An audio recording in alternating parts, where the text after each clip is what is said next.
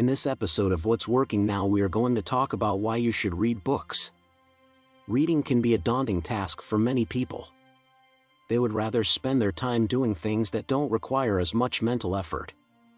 For example, I and millions of other viewers watched the blockbuster series Game of Thrones. However, few people are aware that the film is based on a book, and even fewer have read the book. But why is this the case? Why would some people prefer to watch TV or mindlessly scroll through their phones rather than read for a few minutes? According to a 2018 study, an estimated 24% of adult Americans did not read any part of a book in 2017. As surprising as this statistic is, before delving into the reasons why people don't read, consider some of the advantages of reading. The advantages of reading has always been an important part of the human race's survival and existence. It is how humans transmit ideas and information. The cross-pollination of ideas derived from extensive reading is how we've made advances in technology, medicine, and engineering. Things are much easier now. We can now learn a specific topic by watching how-to videos rather than reading because of the internet. While this may appear to be acceptable and more accessible, we mustn't overlook the foundation upon which these things we enjoy were built. Reading isn't the only way to gain knowledge. It is, however, still very relevant. Here are some advantages to reading. It broadens your vocabulary. Have you ever struggled to find the right words to express yourself? Reading can help you develop a wide range of vocabulary that you can use to express yourself daily. According to a Tsingage poll conducted in 2019, 69% of employers are more likely to hire people who can communicate effectively. Nobody wants an employee who doesn't say the right thing at the right time or who doesn't say anything at all. New words are constantly being added to the dictionary, and the best way to keep up with word evolution is to read books. Reading is the best way to become more familiar with new words. Most new terms will not be taught to you through television shows or sitcoms. Authors typically use words more precisely than entertainers. It stimulates the mind and enhances mental health. Reading can help prevent age-related cognitive decline. Although research has yet to prove that reading can aid in the treatment of diseases such as Alzheimer's, studies have shown that older people who read will maintain and even improve their ability to remember things, preventing memory loss that is associated with aging. The more you work your brain, the stronger and healthier it becomes. Playing chess and doing puzzles engage the mind in the same way that reading does. They also provide cognitive stimulation. Reading books and magazines, according to the National Institute on Aging, will help keep your mind busy as you get older. You don't want your mind to become the devil's workshop or to become bored to death, do you? It increases your empathy. According to research, those who read fiction novels about the lives of characters have a greater ability to relate to and understand the feelings and beliefs of others. Reading can help you develop the empathy needed to relate to people who are in pain or need it. You can't read about the genocide in Rwanda and not feel compassion for the victims, or read about wars and believe it's acceptable to settle disputes through gruesome means. Reading can be life-changing. Reading, according to a growing body of research, transforms your mind and thoughts. Many people's lives have been transformed and redirected as a result of a book. Ben Carson's gifted hands back in high school had such an impact on my life and thoughts that I'm not sure how I would have survived without it. Reading can help you relax. This is significant for those who believe that reading is stressful. In 2009, researchers conducted a study on the effects of humor, yoga, and reading on student stress levels. The researchers discovered that reading for about 25 to 30 minutes reduced heart rate, blood pressure, and feelings of psychological distress in the same way that humor and yoga did. So, what do you think? Reading is not stressful, but your attitudes toward it are. Reading aids in depression. The rising number of suicides and deaths from depression is quite concerning. Reading fiction can assist a depressed minds in escaping their troubled world and entering one where they can feel safe and valued. And, if done repeatedly, it can help them begin to see reasons why they can get out of any situation they are in. It allows you to learn about other people's ideas.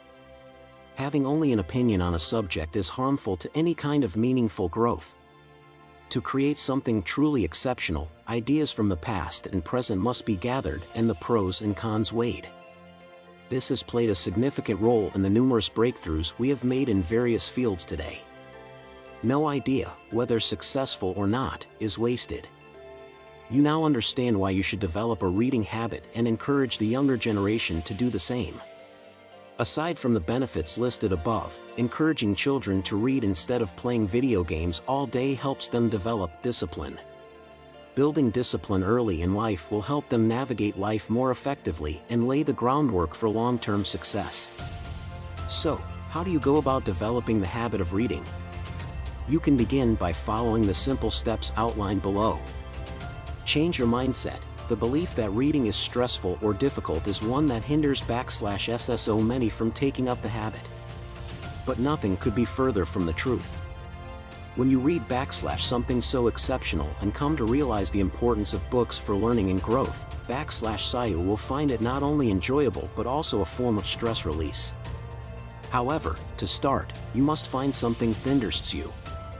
Read books that interest you. A work of fiction or an inspirational nonfiction book that you can relate to, such as the Ben Carson book I read years ago, will be a good place to start. If reading a book seems intimidating, start with articles, blog posts, and other shorter forms that interest you. It only takes one outstanding piece of writing to make you fall in love with reading. Read for at least 30 minutes every day. Make time in your busy schedule to read. A daily commitment of 30 minutes, followed consistently, will help build the habit over time. And before you know it, you could be reading up to 3 books per month. Carry a book with you wherever you go so that you can start reading while riding in a taxi, waiting in line, or at the airport. Ebooks are now available, so turn your smartphone into a portable library and make it easier to transport your books. Let's take a look at some of the most common reasons people don't read. There isn't time to read. This is understandably the most common reason. Everyone is busy. You have work, housework, parental responsibilities, and a million other things that require your attention. You also only have 24 hours a day for them. Reading can take a long time. Some books have thousands of pages and take months to complete. So why bother at all? Reading can be a difficult task. Reading can feel like a lot of work for a lot of people. Especially when the books are massive dictionary-looking adult books, they get discouraged seeing the thousands of pages filled with brain-tasking words. What's the point if it has a movie? I used to believe that, statistically speaking, books that have been adapted into motion pictures receive less attention after the film is released. Most people would rather watch the episodes of Game of Thrones than pick up the books. The film appears to be simpler, more engaging, and more entertaining. Reading has no benefit. Another common excuse that people have for not reading is that they see it as a waste of time. They believe that reading provides no benefit to them. To these people, the only benefits from books were when you read them in school to pass exams, graduate, and get a job. Aside from that, they have no regard for books. Inability to concentrate. It is well known that people are easily distracted. And when you add the ubiquitous smartphones and other modern devices, it's not difficult to see why we have the attention span of a goldfish. Those with poor concentration will struggle to fully immerse themselves in the reading experience. The stress and anxiety of day-to-day living can make your mind wander. Therefore, it's natural to want literature you to move on to other activities that don't require focused attention for long periods. Lack of support in childhood. My uncle was a literature teacher, and his children grew up surrounded by books by Shakespeare, Thomas Hardy, Ernest Hemingway, and others. Having no source of entertainment other than classical English literature at an early age made them develop a lifelong love affair with reading. People who do not read are usually from homes where their parents did not read and did not encourage it. But it doesn't have to be this way. Finally, the knowledge found within the pages of books is the foundation for all of the progress we have today. So it's safe to say that if you want to get a head start in life, you should learn to read. Even if you are not naturally inclined, make every effort to grow this habit. The majority of the world's greatest leaders and business people are voracious readers. It's reported that Bill Gates reads as many as 50 books in a year. Warren Buffett reads 5 newspapers and more than 500 pages of reports every day. And every 2 weeks, Mark Zuckerberg reads a book. So who can say? Reading could be the key to getting into the billionaire club. Thank you guys so much for watching. If you like this video or think it would benefit a friend or someone else, please share it. Also guys, please do me a favor and click on the bell icon and enable notifications if you're a subscriber. If you're not, well, welcome to the channel, and I hope you do subscribe and enable notifications.